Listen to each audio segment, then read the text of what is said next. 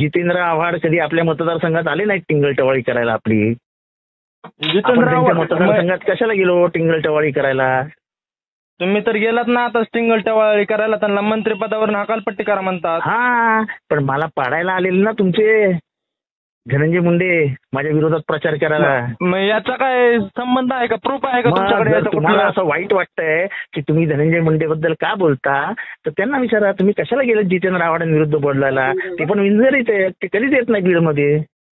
हा मग आलो आपण होतो पण मी. पण तेच सांगतो, तुम्ही वंजारीत आम्ही वंजारीत, मुंडे अहो, मग साहेब ते पण वंजारीत वंजारीत आहेत ना, तुम्ही म्हणता ते पण मुलं वंजारीत वंजारीत आहेत आहेत. ना. मग आपण आपल्या जातीच्या माणसाचा खाली मग पाय त्यांनी ओढायचा कशाला का? माझ्याकडे यायचं प्रचार करायला. ते म्हणले का किंवा तुमच्यावर असे आरोप आहेत, तुम्हाला आतमध्ये टाका किंवा मंत्रिपदावरून हकालपट्टी करा? नाही नाही नाही ते म्हणायची गरज नाही ना. याला प्रचंड मतांनी हरवा.